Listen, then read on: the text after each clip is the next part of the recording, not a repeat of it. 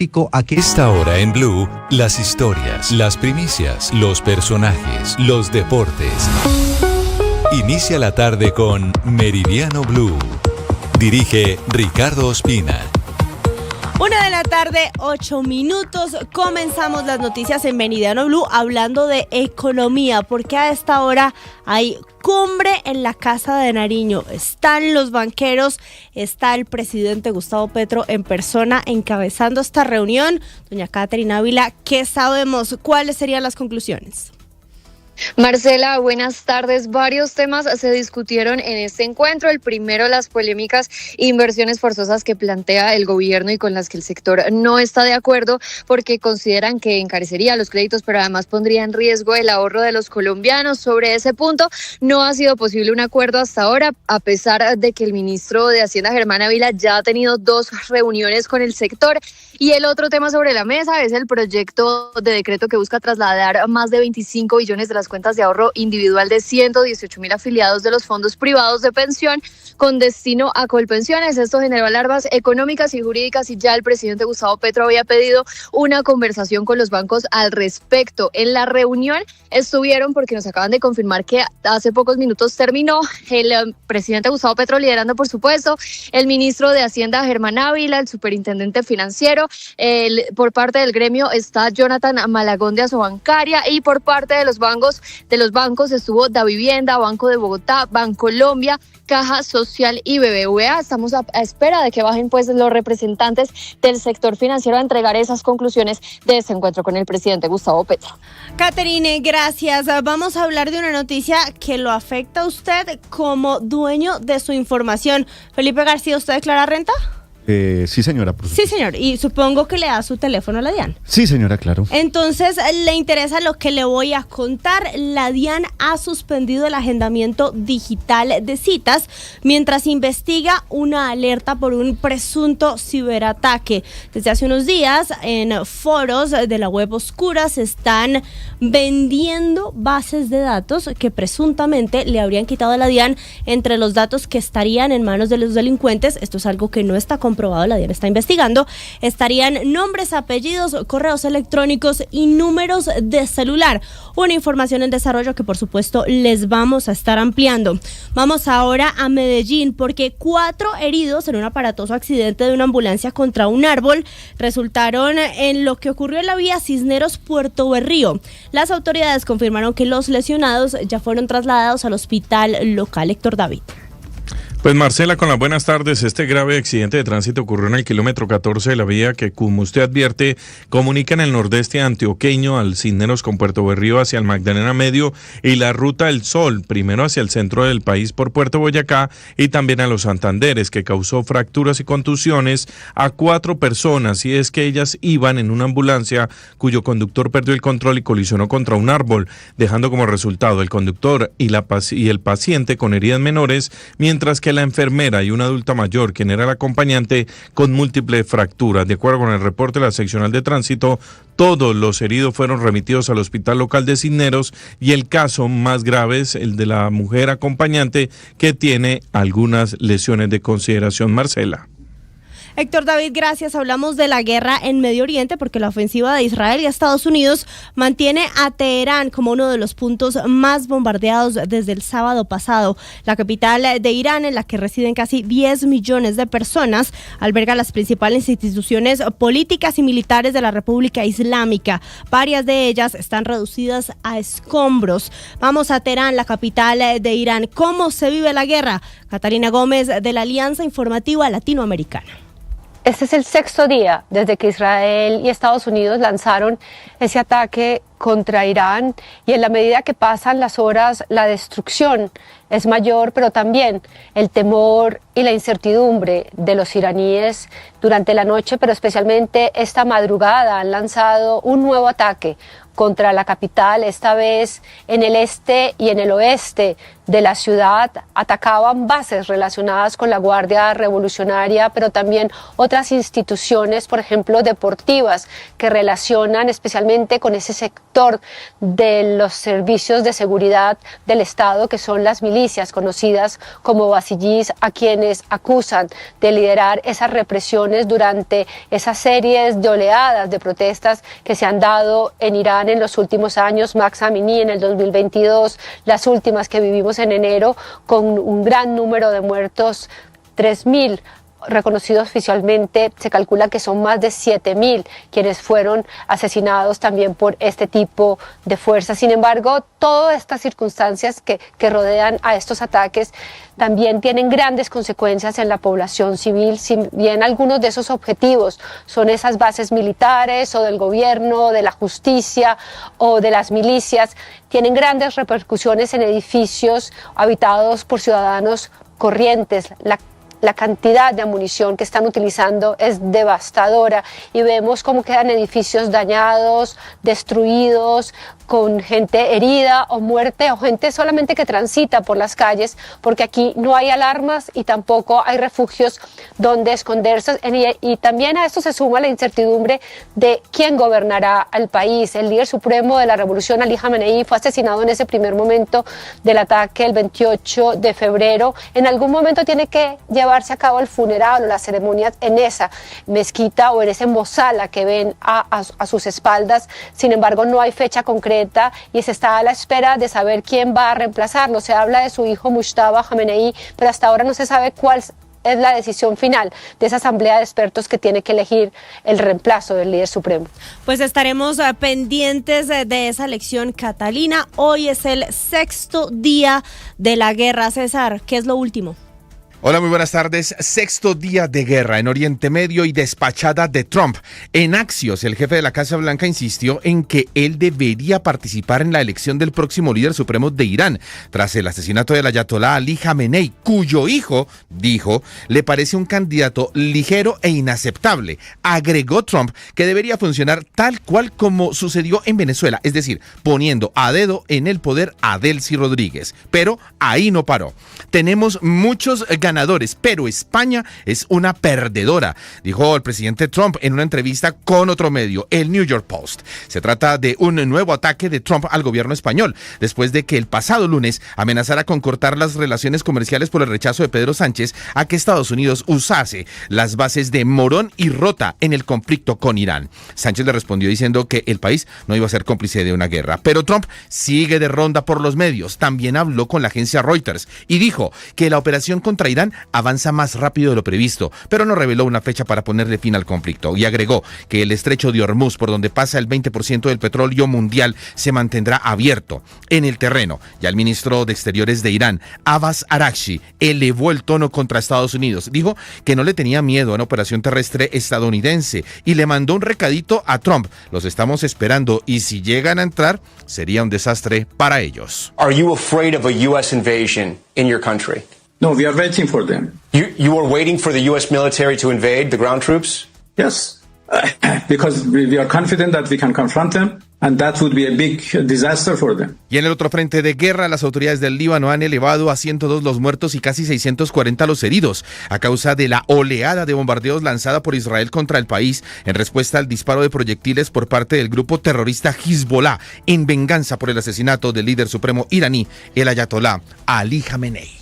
Y en otro frente de las noticias internacionales, el secretario de Guerra de los Estados Unidos, Pete Hegseth, inauguró la cumbre Escudo de las Américas en Florida, un evento en el que se dará lanzamiento a una respuesta coordinada en la lucha contra los carteles del narcotráfico. Y ojo, Colombia no está invitada. Vamos a Washington con Natalia Cabrera.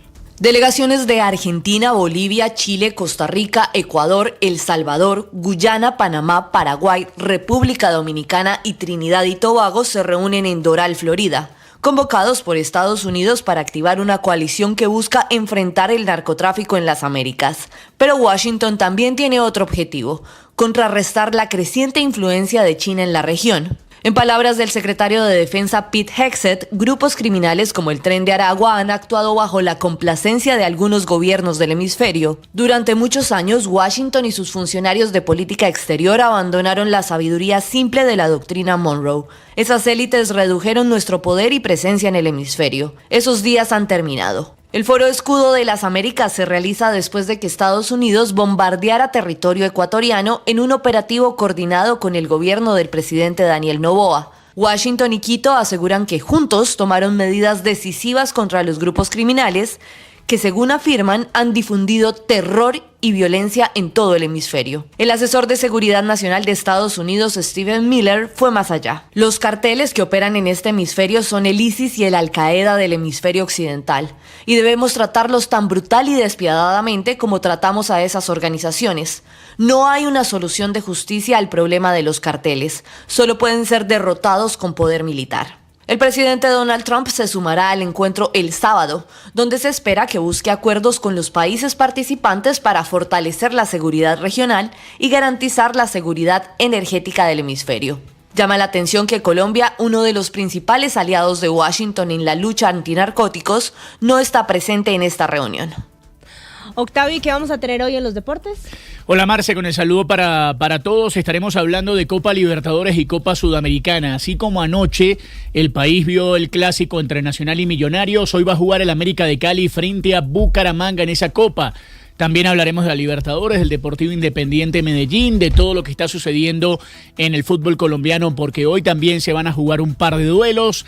Arrancó el Mundial de Béisbol y Colombia está esperando para el debut el día de mañana, así que todos los detalles en minutos acá en los deportes en Meridiano Blue. Algunos ya están postulando, Octa, el gol de Contreras de Millonarios al premio Puskás, el gol que le hizo Atlético Nacional desde antes de mitad de cancha. Los azules están muy contentos. No, pero no solo los azules. Pablo Giral, que es un periodista reconocido argentino, digo, pero esto perfectamente puede ir al Puskás. No, por supuesto. Golazo. Que sí, después de lo que fue ayer, además el gol, el entorno y cómo sucedió el partido, realmente me parece que es un golazo. De eso hablaremos en segundos, 1:21 minutos.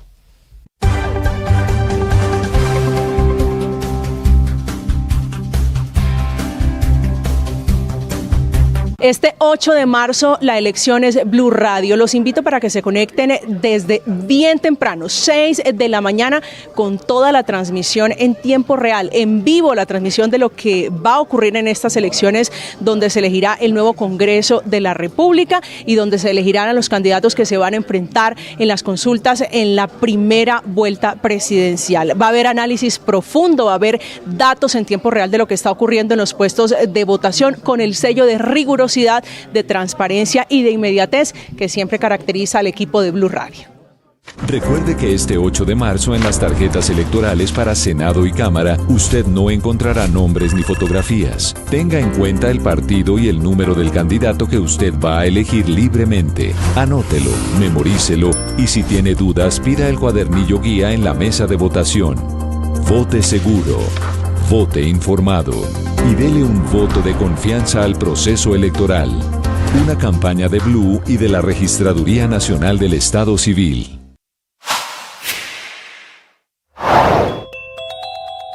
¿Cuál es el ente encargado del traslado de las mesas electorales por motivos del orden público? Ante esto respondió el gobernador de Caquetá tras la emboscada de las disidencias de las FARC. Son los comités de seguimientos electorales municipales en primera instancia, donde hace parte alcaldía, policía, ejército, y es un comité, no es solamente el Ministerio de Defensa. Después eso asciende al comité de seguimiento electoral departamental, donde ya autoridades, en este caso el gobernador o su delegado y otros, también avalan esa petición hecha por el municipio de Cartagena del Chairá. Y en ese caso, después la registraduría debe hacer la resolución de traslado de esas mesas, la cual no se cumplió, habiéndose surtido los dos pasos iniciales. Entonces, ¿qué le queda a nuestro Ejército Nacional y a nuestra Fuerza Pública? Tratar de cumplir con la seguridad de estas mesas en lugares tan alejados como esto, porque este es un lugar muy alejado de la cabecera municipal de Cartagena del Chairá. Y si nos vamos a la cabecera municipal de la capital del departamento, pues todavía es demasiado alejado. Para este y más contenido, suscríbase a nuestro canal de YouTube. En Blue le ponemos cara a la radio.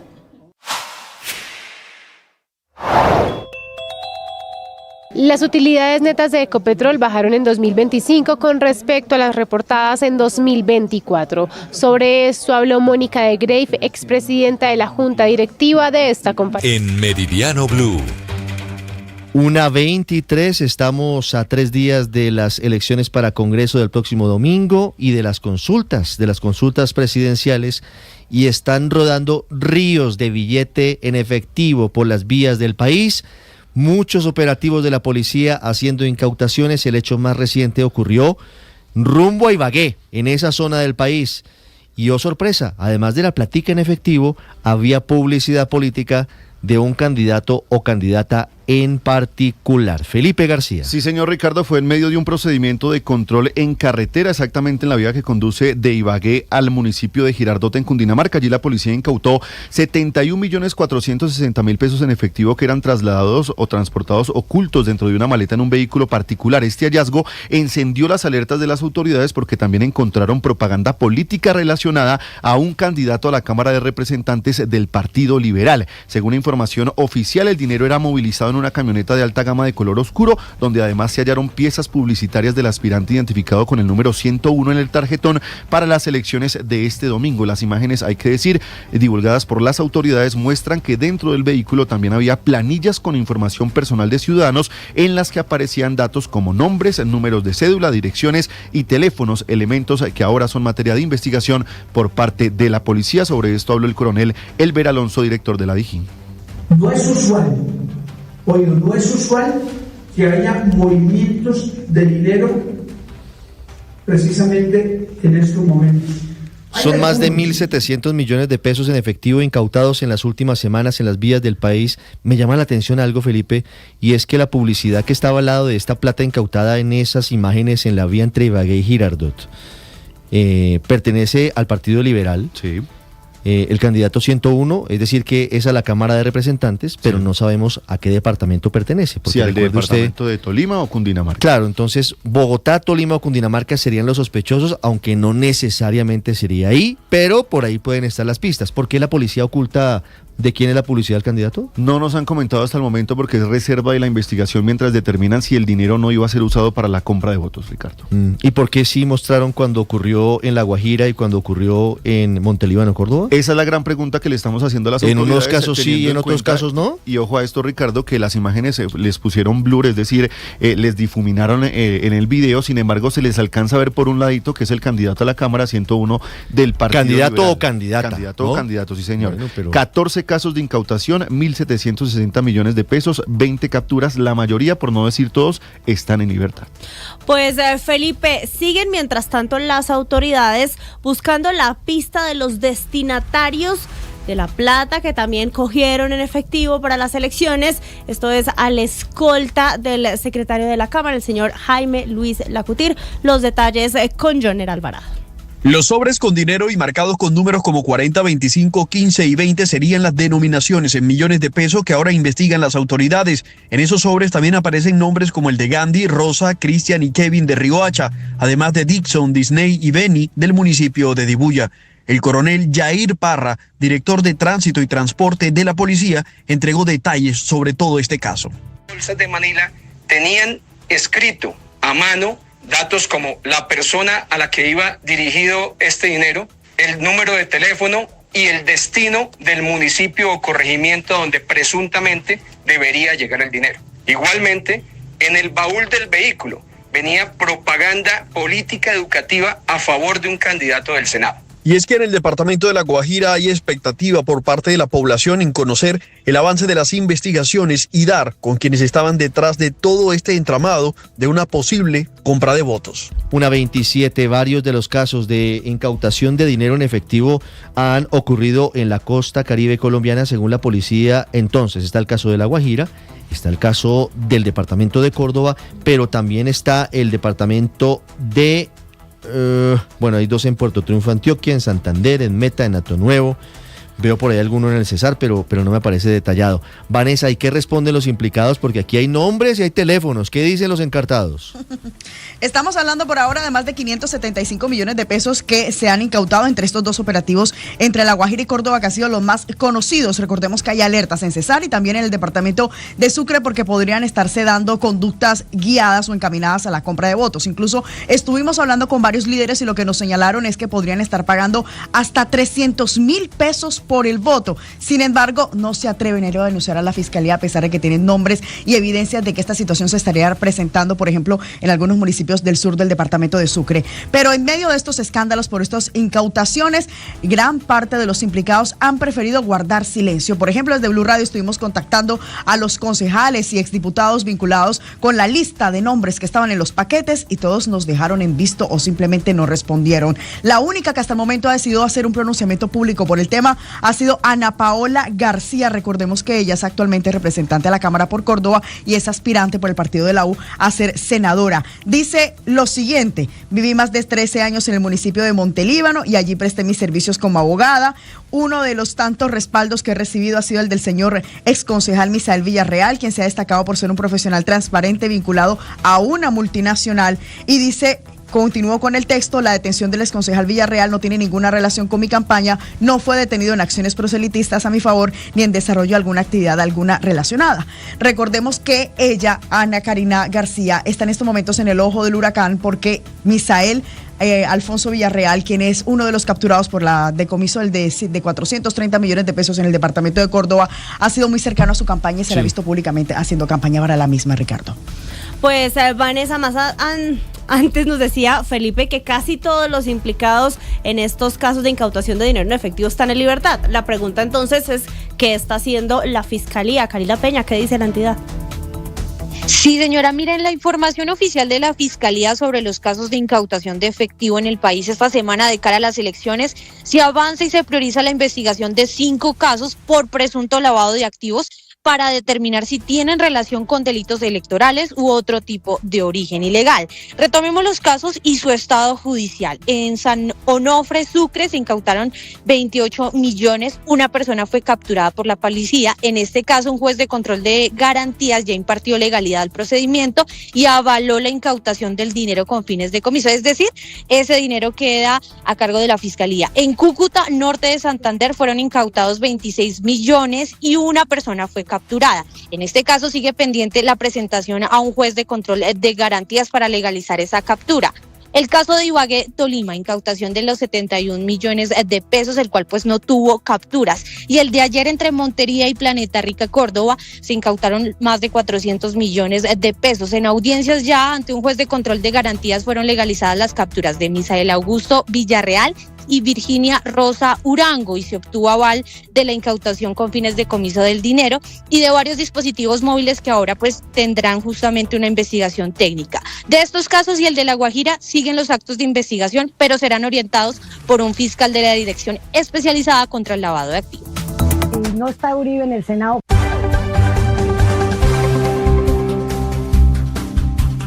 Hola, soy Valentina Herrera, editora en Blue Radio y tengo 2 invitaciones para ustedes. La primera, que salgan a votar este 8 de marzo, que hagan parte de este ejercicio ciudadano. Recuerde que son las elecciones legislativas del Congreso, allí el Senado y la Cámara, y también las consultas para elegir parte de los candidatos presidenciales. Y la otra invitación, por supuesto, nos acompañen en la transmisión especial que vamos a tener para ustedes en este canal de YouTube desde las 6 de la mañana. Vamos a estar con toda la información, actualizando los puestos de votación y por supuesto las elecciones, cómo quedan los resultados en todas estas consultas y también elecciones de Congreso que vamos a tener, por supuesto de la mano del servicio informativo de Blue Radio, del equipo de Visual Radio y también de los mejores analistas. La candidata a la Cámara por el Atlántico, María Bolívar, explica por qué su campaña ha sido objeto de amenazas. Mi campaña ha sido siempre denunciando y exponiendo todos los casos de corrupción que hoy aquejan a mi departamento, por lo cual, como se lo comenté a Camila, he recibido amenazas en redes sociales. Desconozco realmente la autoría de las amenazas o quienes las ejecutan, pero como también se lo dije, hay mucha gente desocupada y mi vida no puede quedar en la duda de si esas amenazas se ejecutan o no. Y mira que el día martes ya se materializó. Todas las instituciones cerrando filas para blindar las elecciones de este domingo, apoyando a la registraduría en la titánica tarea de las elecciones legislativas y de las consultas. Hoy, respaldo pleno de la Corte Suprema al poder electoral. Sergio Barbosa. Sí, señor Ricardo, buenas tardes. Mire, le cuento que fue una reunión que duró un poco más de 2 horas aquí en el Palacio de Justicia entre los magistrados que integran la Sala Plena de la Corte Suprema de Justicia y el registrador, el contralor, el procurador y la defensora del pueblo, quienes expusieron ante la Corte las medidas que han tomado cada órgano para garantizar el normal desarrollo de las elecciones de este domingo 8 de marzo. La vocería, por supuesto, la tomó el presidente de la Corte Suprema, el magistrado Mauricio Lenis, a quien dijo que hay confianza en quienes vigilan el sistema electoral en el país, pero además envió un mensaje sobre la importancia de no polarizar, pero además se refirió a los procesos electorales. Él lo que ha dicho es que la ciudadanía tiene que referirse mejor a los procesos electorales con respeto, de manera respetuosa. Escuchemos qué fue lo que dijo concretamente el magistrado Lenis. Sacamos, y creo que es el interés de todos los ciudadanos, de todos los colombianos, es que el proceso electoral se desarrolle con tranquilidad y con transparencia, que todos los ciudadanos puedan votar en todas las regiones de la geografía nacional libremente y sin ninguna restricción. Que si se llegan a presentar anomalías, estas sean denunciadas por los ciudadanos y que las autoridades puedan obrar con celeridad. Quien también se pronunció tras esta importante reunión allí en la Corte fue el registrador nacional Hernán Penagos, y él dijo que se está trabajando de manera conjunta para garantizar el buen desarrollo de las elecciones del próximo domingo, pero que evidentemente siguen existiendo grandes preocupaciones. Eso sí. Y una de esas preocupaciones... Vamos a escuchar al registrador, escuchemos al registrador. Eso sí, nos preocupa lo que ha ocurrido en los últimos días, el asesinato a miembros de la fuerza pública que estaban en ejercicio de su tarea y de cumplimiento de los deberes del Plan Democracia, y otros hechos que obviamente rechazamos, pero frente a los que hay que decir que se está trabajando, y obviamente aquí lo que nos corresponde es entre todos articularnos para el buen suceso del proceso. El llamado desde la Corte Suprema entonces es que las autoridades deben atender y reaccionar con celeridad a las denuncias de las personas sobre posibles delitos electorales o presiones a las votantes, esto de cara a las elecciones del próximo domingo 8 de marzo, Marcela. Sergio, y una de las preocupaciones tiene que ver con la posibilidad de conflictividad social, pero también con la violencia, las amenazas y las presiones al electorado. Salima Félix. Marcela, pues la Defensoría está alertando que según el monitoreo realizado por el Observatorio de Conflictividad Social, entre el 1 de enero y 28 de febrero de 2026 se identificaron 35 eventos en conflictos sociales asociados al contexto preelectoral en Bogotá y en municipios de Atlántico, Boyacá, Cauca, Cesar, Córdoba, Cundinamarca, Huila, Meta, entre otros. De acuerdo con el informe, la mayoría de estos hechos están relacionados con acciones contra la oposición política, tensiones derivadas de la polarización entre sectores con posturas políticas distintas y la controversia por la inscripción de candidatos. Sobre la delicada situación de las elecciones también se pronunció la Iglesia Católica en cabeza de Monseñor Héctor Fabio Henao. Un grupo muy importante de municipios en el país que están en situación crítica por hechos de violencia, por amenazas a las poblaciones, por coacciones, por hechos que distorsionan la democracia como la compra de votos. Y una parte importante de estos municipios que frente a este panorama, la Iglesia hizo un llamado a garantizar condiciones que permitan el desarrollo de un proceso electoral libre y seguro. 1:37, don Octavio. Lamentablemente tendremos que cancelar la fiesta a la que usted nos había invitado el viernes en Bogotá. Sí. Hay novedades y es posible que esta tarde, y ojo que esto es en serio, sí, en Bogotá la ley seca, motivo elecciones, es muy posible que comience el viernes en la tarde y no el sábado en la tarde como en el resto del país, según el decreto del Ministerio del Interior. Así que se salvó de invitarnos a toda la redacción a su fiesta, o sea, por ahora, arepas, don Octavio. Las arepas sin alcohol. No, sí, puede ser una celebración sin alcohol. Esta prohibición es para consumo y venta de licor en establecimientos públicos. En su casa, usted puede seguir haciendo lo que quiera, entonces puede invitarnos a la fiesta en su casa. 1:37, Nicolás, ¿qué dice la Alcaldía de Bogotá sobre las decisiones, medidas para este fin de semana electoral? Ricardo, sí señor, pues nos quedaremos esperando la celebración del partido de Millonarios que ganó 3-1 ante Nacional. Pues precisamente lo que dice por lo menos el secretario de Gobierno, Gustavo Quintero, es que esta tarde el distrito tomará la decisión de alargar o no esa medida de la ley seca que, como usted bien lo mencionaba, según este decreto empezaría desde el sábado de la tarde y se alargaría hasta el lunes 9 de marzo hacia el mediodía. Lo que dice exactamente el secretario de Gobierno, Gustavo Quintero, es que la fuerza pública que está o va a estar disponible para ese domingo 8 de marzo estaría concentrada 100% en el tema de las elecciones, entendiéndose por el traslado del material electoral, asimismo el cuidado de los PMU, que serán 20 en Bogotá, y asimismo estarán pendientes de lo que pase en la registraduría y por supuesto acompañando al alcalde Carlos Fernando Galán. El secretario de Gobierno, Gustavo Quintero. Como van a estar tan concentrados en la jornada electoral para que salga bien, ahí está la discusión de qué hacemos con la ley seca, si le damos más tiempo para poder concentrarnos los esfuerzos en jornada electoral, traslado de materiales y todo lo que pasa el sábado, o si por el contrario la dejamos tal como está.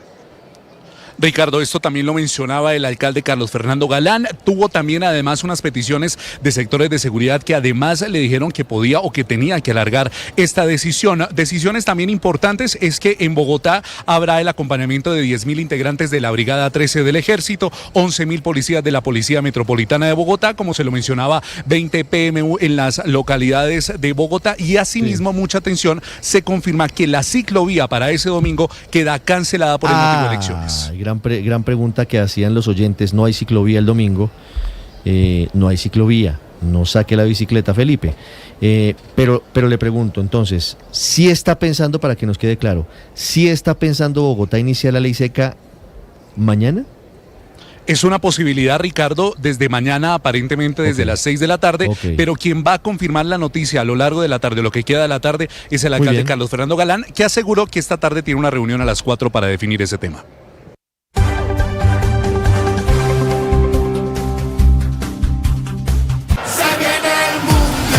Faltan 98 días para la Copa del Mundo.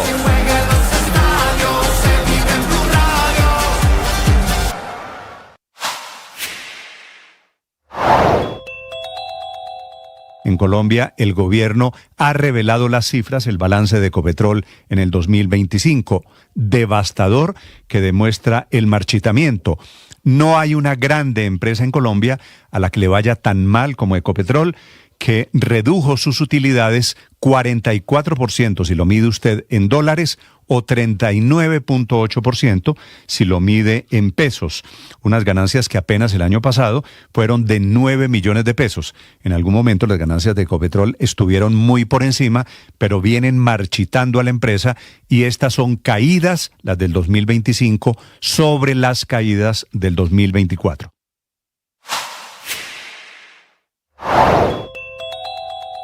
En Mañanas Blue, la expresidenta de la Junta Directiva de Ecopetrol, Mónica de Greiff, explicó cómo los nuevos impuestos han afectado las utilidades de esta compañía en 2025. Como no hay campos nuevos y no hay nuevas exploraciones y nuevos campos para explotar, pues se está trabajando con lo que se tiene, pero recobrar ese petróleo ya es mucho más costoso.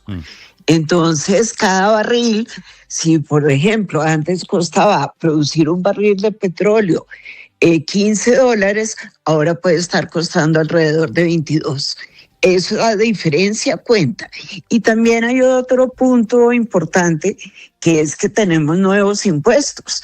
Ecopetrol tiene un impuesto nuevo para la exportación de petróleo, tiene un impuesto nuevo en timbre.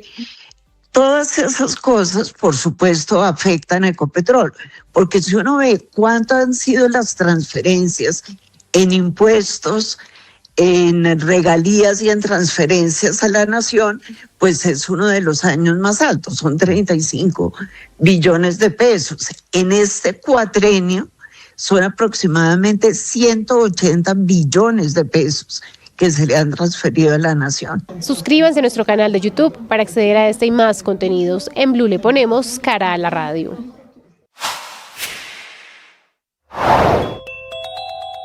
Teniendo en cuenta la emboscada de las disidencias de las FARC en San Vicente del Caguán, ¿están garantizadas las elecciones en esta zona del país? Ante esto respondió el gobernador de Caquetá en Mañanas Blue. Que la democracia no se mide por el número de personas que voten, la democracia se mide por el número de personas que voten abiertamente, libre y espontáneamente. Entonces pueden haber muchas mesas de votación, lugares alejados de las cabeceras municipales, pero si no hay garantías, y la garantía no solamente se da porque en el puesto de votación haya un militar, acordémonos que estas son extensiones de tierra demasiado grandes, donde después de ahí, del puesto de votación, pues entran en este caso actores armados ilegales. Por este lado aquí donde hay confrontación de alias Iván Mordisco y alias Calarcá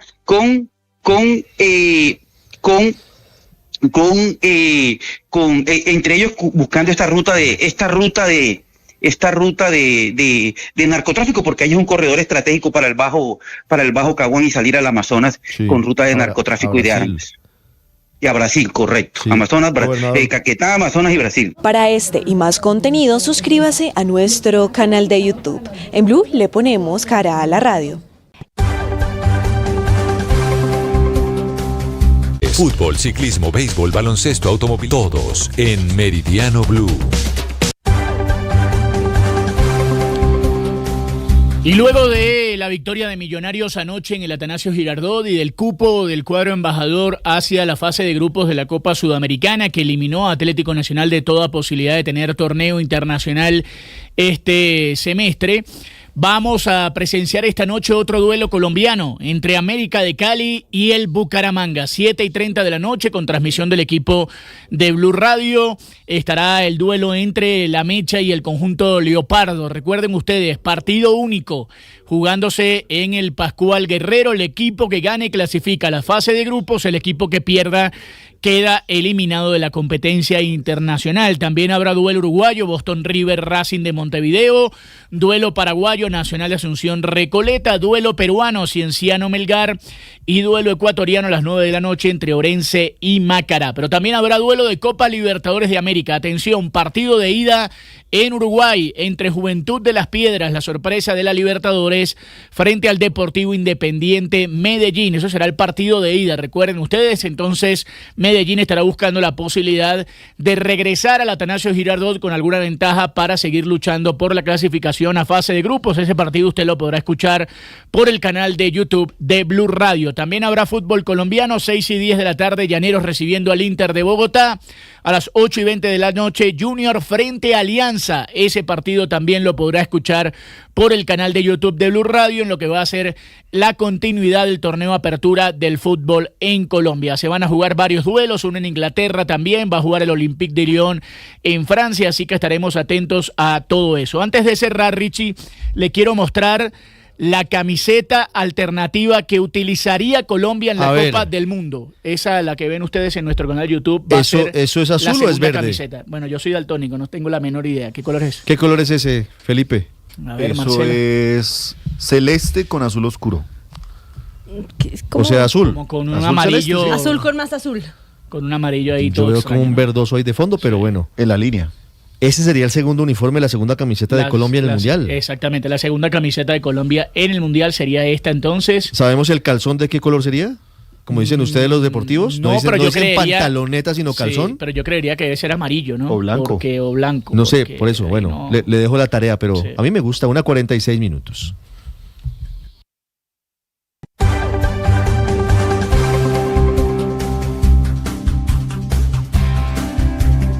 Este 8 de marzo, usted y su voto son protagonistas porque vamos a decidir juntos el futuro de Colombia. Elegiremos representantes a la Cámara y senadores claves para el futuro del próximo gobierno y también tendrán forma nuevas candidaturas a la presidencia. Nosotros en Blue Radio estaremos acompañándolos en cada paso del proceso, ahí con ustedes en el puesto de votación, ahí con ustedes en sus casas, en el minuto a minuto de los resultados, ahí con ustedes en el análisis de las implicaciones, de los ganadores, de los perdedores, de lo que viene para nuestro país en los próximos 4 años. Este domingo 8 de marzo, ustedes eligen, la elección es Colombia, la elección es Blue.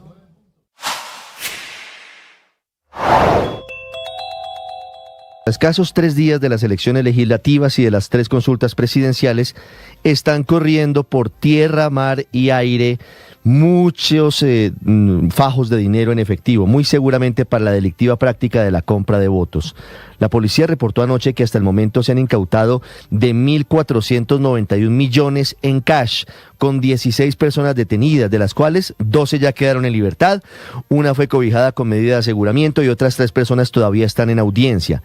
Además de la incautación de 145 millones de pesos a una escolta del secretario general de la Cámara de Representantes, Jaime Luis Lacutir, en La Guajira, y de 430 millones de pesos a un exconcejal de Montelíbano en Carreteras de Córdoba, se suman la incautación de 212 millones en Antioquia, 110 millones en Santander, 57 millones en Villavicencio, 1.622 millones en Buenaventura, 243 millones en Puerto Triunfo, 100 millones en Mapiripán y 27 millones en Cúcuta.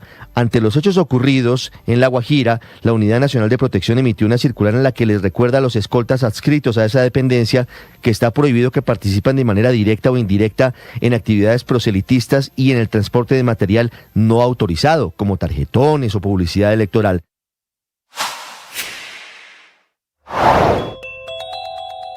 En Blue, los detalles de la reunión de los entes de control para revisar las garantías de las elecciones del próximo domingo. Fueron invitados el registrador, el procurador, el contralor y la defensora del pueblo, todo esto para socializar ante los magistrados que integran a la sala plena de este alto tribunal, pues cuáles medidas han tomado desde sus competencias para garantizar el desarrollo normal de las elecciones. Esta es información exclusiva de Blue Radio. Sale Kristi Noem del Homeland Security en Estados Unidos, llega Mark Wayne Mollin, senador del gran estado de Oklahoma, dice el presidente Donald Trump. Kristi Noem, tan polémica por los operativos de ICE en contra de los migrantes, se va de ese cargo y asume una representación para las Américas, según reporta a esta hora el presidente Trump en su red social Truth. En segundos hablaremos de esta noticia, 1:49 antes. Vamos a conocer detalles de la carta que le enviaron las asociaciones de clínicas y hospitales al gobierno pidiendo que revise el decreto con el que reordenó la distribución de los colombianos en diferentes EPS. Jessica Gutiérrez. Así es, buenas tardes. Blue Radio conoció en primicia una carta de 3 páginas de la Asociación Colombiana de Hospitales y Clínicas que le envió al Gobierno Nacional, en la que pide revisar el alcance del decreto 0182 del 2026 antes de que entre en plena implementación. Pues el gremio está advirtiendo que en las condiciones actuales del sistema de salud, esta reorganización podría generar mayores dificultades en la atención de los pacientes y también afectar la estabilidad financiera de los hospitales y clínicas. En la carta le advierten al Ministerio de Salud sobre la situación específicamente de la nueva EPS, la entidad con más afiliados en el país y que está bajo medida de intervención, pues señalan que no se conocen sus estados financieros recientes y que se concentra una parte importante de la deuda con hospitales y clínicas, por lo que recibir más usuarios podría aumentar la presión sobre la red de salud. Juan Carlos Giraldo es el presidente de esta asociación. Y yo lo sigo sosteniendo. Si el escenario es de crecimiento de afiliados en un número grande para entidades como la nueva EPS, nosotros sí creemos que se va a volver más compleja la situación, que de por sí ya es muy difícil con el funcionamiento de esa institución y su relación con la red de prestación de servicios de salud hospital. Por lo que están haciendo una serie de solicitudes en las que le piden aplicar medidas que ayuden a pagar las deudas con hospitales y clínicas, también ampliar el giro directo de los recursos, permitir el uso de reservas técnicas para saldar obligaciones pendientes y también facilitar líneas de crédito respaldadas por el Estado.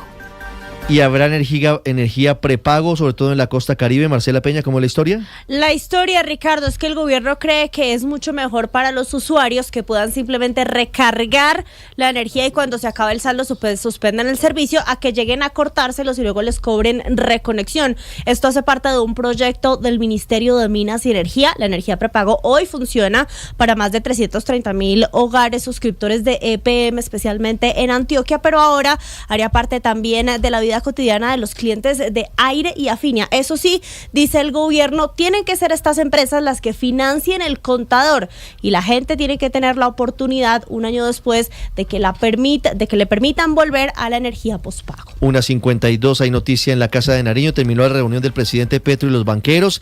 ¿Hay acuerdo o vendrán las inversiones forzosas? Caterina Vila. Ricardo, buenas tardes. Más de 2 horas duró ese encuentro convocado por el presidente Gustavo Petro. Hace pocos minutos los presidentes de Davivienda, Banco de Bogotá, Bancolombia, Caja Social y BBVA salieron del Palacio y se abstuvieron de dar declaraciones porque fue parte de esos acuerdos que hicieron con el mandatario. Sin embargo, sabemos que se está trabajando para lograr un acuerdo. Todavía no hay acuerdo. Es un acuerdo similar al pacto por el crédito que, recordemos, fue negociado en su momento por la ahora embajadora Laura Sarabia para que 55 billones fueran destinados a créditos productivos. El presidente, sin embargo, considera que fue engañado y que esto fracasó. En este acuerdo están trabajando los equipos técnicos y el objetivo es que se eviten precisamente las inversiones forzosas que anunció el presidente Gustavo Petro en un consejo de ministros. El lunes de la próxima semana habrá una nueva reunión, esta vez con el ministro de Hacienda, Germán Ávila.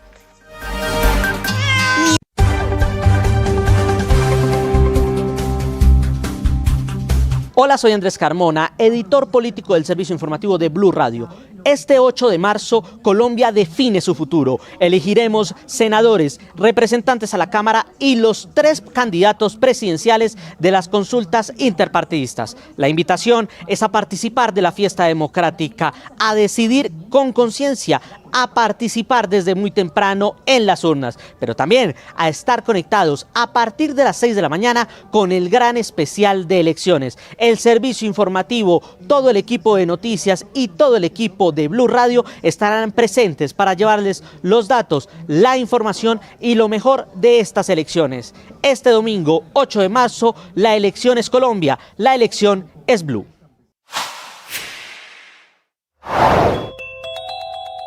En Blue, los detalles de la reunión de los entes de control para revisar las garantías de las elecciones del próximo domingo. Fueron invitados el registrador, el procurador, el contralor y la defensora del pueblo, todo esto para socializar ante los magistrados que integran a la sala plena de este alto tribunal, pues cuáles medidas han tomado desde sus competencias para garantizar el desarrollo normal de las elecciones de este fin de semana, del domingo 8 de marzo. Esta fue una reunión que duró un poco más de 2 horas y al terminar el mismo presidente de la Corte Suprema, el magistrado Lenis, envió un importante mensaje al país poniendo de presente la confianza que existe en el proceso electoral de quienes lo supervisan, haciendo pues énfasis en la registraduría, pero además haciendo un llamado clave en medio de la polarización.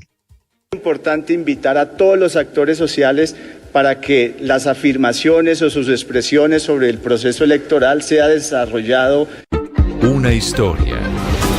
Gravísima la denuncia de abuso sexual contra una niña de tan solo 3 años en un reconocido jardín infantil del norte de Bogotá, Felipe. Sí, señor, un desgarrador testimonio en el que una mamá del jardín infantil Stanford denuncia un presunto abuso sexual del que habría sido víctima su hija de apenas 3 años. El señalado es un docente identificado como Mr. Jonathan, quien habría hecho tocamientos inapropiados a la niña bajo la premisa de ser un juego. La familia se dio cuenta de esto, Marcela, porque la niña empezó a actuar extraño y a tocar sus partes íntimas, y tras preguntarle qué estaba pasando, esto respondió, audio que publicamos con autorización de los familiares. Y me tocó se fue afuera y cuando vino la señora yo estaba asustada, pero estaba niña.